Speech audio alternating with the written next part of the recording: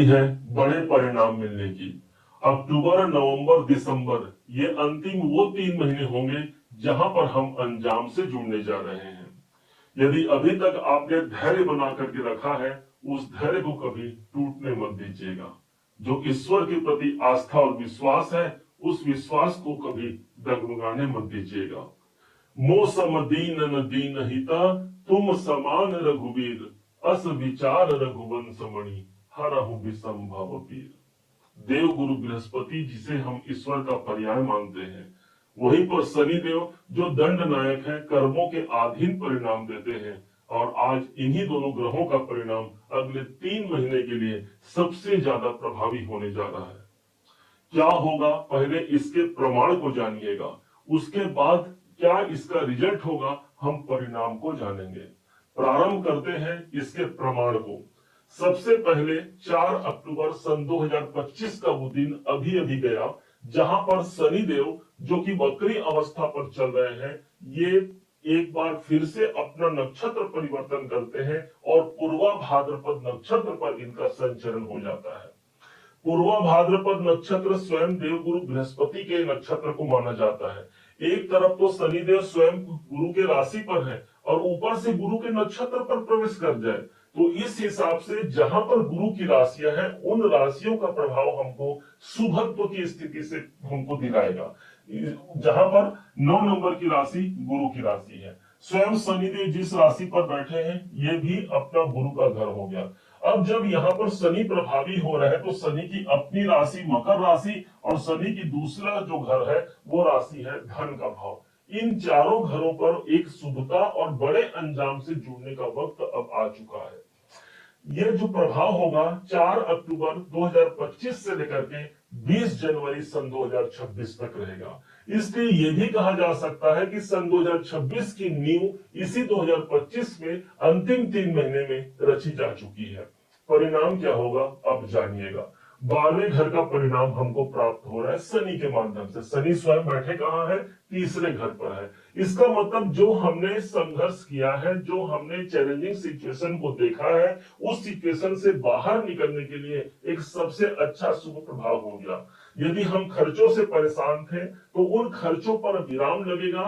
यदि हम विदेश संबंधी कार्य को करना चाह रहे हैं, वहां रह रहे हैं, वहां से जुड़े हुए कोई कार्य करना चाह रहे हैं, तो 12वां घर प्रभावी है, इसलिए विदेश संबंधी कार्यों की पूर्णता यहाँ पर प्रदर्शित होती है। 12वां घर चूंकि आपके मेडिटेशन, आपके ध्यान, आपके योग व्यायाम का घर होता है, इसलिए इस समय पर आप वहां से जुड़ते हैं और उस फील्ड में यदि आप काम कर रहे हैं तो वहां पर भी एक शुभत्व की स्थिति रहेगी। आप हॉस्पिटल में काम करते हैं या किसी जेल खाने में काम करते हैं, दोनों ही दृष्टिकोण से हम यहाँ पर एक शुभत्व की स्थिति को प्राप्त करने जा रहे हैं। 12वें घर का परिणाम हमारे शनिदेव हमको प्रदान करेंगे। अब आइए दूसरे नंबर पर चलते हैं, जहां पर 10 नंबर की राशि है। 10 नंबर के स्वामी होते हैं शनिदेव और इसे ही कहा जाता है मकर राशि। अब इस भाव का प्रभाव पर आना अर्थात हमारे अंदर कॉन्फिडेंस, वो उत्साह की जागृति होना, हम सौभाग्य की प्राप्ति को कर पाते हैं। शनिदेव तीसरे घर पर है, मतलब जो चैलेंज हमने स्वीकार किया है, उस वही चैलेंज अब हमारे लिए वरदान साबित होगा। ये दशम भाव अर्थात लग्न का राशि पर प्रभाव शनिदेव का आना गुरु के माध्यम से होगा। बहुत से कार्य इस समय पर बनेंगे। हमारे कोई रुके हुए कार्य है जिस पर हमने डिसीजन लिया है, उस डिसीजन का शुभ परिणाम हम तक नहीं वो निकल पा रहा है। हमने सोचा कि वो डिसीजन हमारा गलत गया, निश्चय जानिए उसी डिसीजन, उसी निर्णय का प्रभाव हमको ज्यादा मजबूती से प्राप्त होगा। अब यहाँ न सिर्फ आपकी राशि प्रभावी हो रही है, बल्कि एक घर और प्रभावी होगा और वो है शनि का घर, और यही है आपके धन का घर। शनि इस समय पर वक्री होकर के एक घर पीछे का परिणाम तो ऑलरेडी दे रहे हैं। देव गुरु बृहस्पति की दृष्टि ऑलरेडी पड़ रही है। अब यहाँ एक शुभत्व की स्थिति और आ जाती है। कोई पैसे को लेकर के हमने काम किया है और धन अभी तक हमारे खाते पे नहीं आया है, तो हो सकता है कि आर्थिक दृष्टिकोण से जो हालात हमसे दूर जा रहे थे उसको हम प्राप्त कर पाए। कोई परिवार, कोई कुटुंब के लिए कोई काम करना है, वहां पर हम कुछ लगे हुए हैं, कोई कार्य वहां पर रुक रहा है, वो कार्य की पूर्णता भी आप आगे बढ़ा पाते हैं। द्वितीय भाव का जागृत होना न सिर्फ आपके धन को बढ़ाएगा, बल्कि धन इस समय पर हमारे संचित भी होंगे। हम इस समय पर पैसा जमा कर पाते हैं। तीसरे घर पर आइए, तीसरा घर जहां पर अंतिम प्रभाव, और यहाँ पर 12 नंबर की राशि है, शनिदेव है। अब यहीं पर एक परिवर्तन होता है, ध्यान दीजिएगा, और वो डेट होगा 18 अक्टूबर को। 18 अक्टूबर वो डेट होगा जहां पर देव गुरु बृहस्पति ठीक छठे भाव को छोड़ जाएंगे और प्रवेश कर जाएंगे सीधे हमारे सप्तम भाव पर, और यहां से इनकी नवम दृष्टि पड़ेगी शनि के ऊपर। तो यदि शनिदेव तीसरे घर पर है, चैलेंजिंग सिचुएशन अधिक बने हुए हैं, हमने जो प्रयास किया उसका प्रतिफल नहीं निकल रहा है, शनिदेव पीड़ा के कारक है, यदि कोई पीड़ा का को बर्दाश्त हमको करना पड़ रहा है, न चाहते हुए भी कोई सिचुएशन हमारे सामने आ रहा है, तो देव गुरु बृहस्पति की दृष्टि का पड़ना, वहां शुभत्व की स्थिति का पड़ना, गुरु के नवम दृष्टि में गंगा जल के समान पवित्रता होती है। अब वही पवित्रता आ गई मेरे अपने बाहुबल, मेरे अपने हाथों में आ गई। तीसरा घर हमारे हाथों का होता है। शनिदेव कर्म है, तो देव गुरु बृहस्पति को हम भाग्य मानते हैं। इसका मतलब ये हो गया ना कि हमारे कर्म क्षेत्र पर हमको भाग्य का साथ मिल गया। हमने जो धर्म कर्म किया है, जो पूजा अर्चना भगवान की की है, उसका परिणाम हमको गुरु के रूप में, गुरु के आशीर्वाद के रूप में मिलता है, और वही आशीर्वाद हमको अपने अपने स्वयं की राशि पर मिल रही है। मकर राशि पर भी इनकी दृष्टि आ जाएगी। ऑलरेडी शनिदेव नक्षत्र के माध्यम से अपने स्वयं की राशि का प्रमाण दे रहे हैं। बिजनेस के दृष्टिकोण से एक पॉजिटिव सिचुएशन हो गया। व्यापार हम आगे बढ़ा पाते हैं। कोई जीवन साथी या जीवन संगिनी की तलाश कर रहे हैं, वो तलाश हमारी पूरी हो पाती है। अपने पार्टनर को लेकर के हम परेशान हैं, उस परेशानी से हम मुक्त हो पाते हैं। तो यहाँ पर गुरु का अपने उच्च की राशि पर आना बिजनेस और कैरियर के लिए एक सुभद्र के वातावरण को जन्म देता है।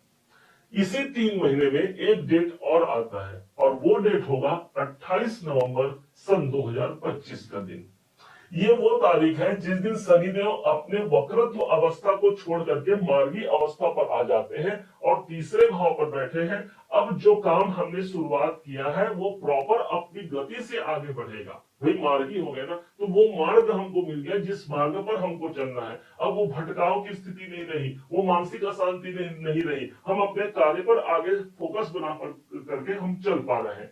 विशेष बात है कि शनि के पास जो दृष्टि आएगी वो सीधे हमको मिलेगी नवम भाव पर, और नवम भाव यहाँ पर पुनः फिर से किस्मत के साथ को प्रदर्शित करता है। शनि की जो अगली दृष्टि पड़ेगी मार्गी अवस्था पर आने के कारण, तो 7, 8, 9, 10 अब इनकी दृष्टि पड़ेगी 12वें घर पर। विदेश से जुड़े हुए कोई कार्य पुनः यहाँ पर फिर से बनते हैं, नक्षत्र के माध्यम से प्रदान तो कर ही रहे हैं। साथ ही साथ यहाँ पर जीवन में बड़े बदलाव का अवसर 12वें घर के समायोजन के बगैर नहीं मिल सकता। अष्टम भाव और 12वां घर दोनों परिवर्तन का है, और यही परिवर्तन की स्थिति को हम देख पाते हैं। शायद वो बड़े अंजाम के रूप में यही हमारे जीवन पर प्रदर्शित होगा। इन्हीं 3 महीनों में अंतिम एक डेट आता है, समझिएगा, और वो अंतिम डेट होगा 5 दिसंबर सन 2025 का दिन। इस दिन देव गुरु बृहस्पति जो कि उच्च के बैठे हैं, वक्री अवस्था पर आ जाते हैं, और पुनः फिर से आपके छठे भाव पर आ जाएंगे, आपके जॉब के घर पर आ जाएंगे, आपकी मेहनत के घर पर आ जाएंगे। अब गुरुदेव की स्थिति पिछले 4 साढ़े 4 महीना से यही तो बनी हुई है।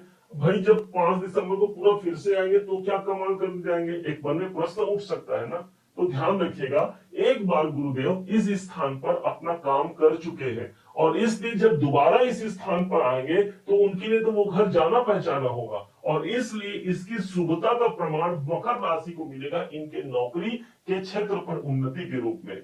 कोई पोजीशन चाहिए, उस पोजीशन को हम प्राप्त कर पाते हैं। गुरु जहां बैठते हैं उस स्थान को बड़ा बनाते हैं। आपके जॉब के घर पर बैठे रहेंगे तो जॉब के स्थान को बड़ा बनाएंगे ना। अब यही छठा भाव, कोई रोग है, कोई स्वास्थ्य में समस्या है, उस समस्या से निजात हम ले पाते हैं। कोई शत्रु है, अनावश्यक हमको परेशान कर रहा है, हमने उसका कुछ नहीं बिगाड़ा, उन शत्रुओं का समन हो पाता है। कोई कर्जे चल रहे हैं, छठा भाव कर्जे का है, गुरुदेव पुनः फिर से आएंगे, तो जो कर्जे पर हम काम करेंगे वो इस समय पर उस कर्जे से मुक्ति दिला पाएगा। विशेष बात तो ये हो जाती है कि इसका जो प्रभाव रहेगा वो आगामी 5 मतलब मई 2026 तक रहने वाला है। तो ओवरऑल यदि देखा जाए तो एक बड़े अंजाम से जुड़ने का वक्त आ चुका है, और उस अंजाम तक हमारे पहुंचने के लिए देव गुरु बृहस्पति और शनि का साथ हमको पर्याप्त मात्रा में मिलने जा रहा है। उम्मीद है आप सबने इसे समझा, आप सबने इसे जाना है। यदि आपने इसे समझा है, जाना है और मेरे समझाने का प्रयास यदि आपको सार्थक लगा हो, मेरे समझाने का तरीका यदि आपको सार्थक लगा हो, तो हर बार की भांति इस बार भी अपना प्यार भरा लाइक और कमेंट करना कभी मत भूलिएगा। और हाँ, यदि अभी तक आपने चैनल को सब्सक्राइब नहीं किया है, सब्सक्राइब जरूर कीजिएगा। पुनः एक बार फिर आप सभी का दिवस बहुत मंगलमय हो, इन्हीं शुभकामनाओं के साथ। जय श्री राम।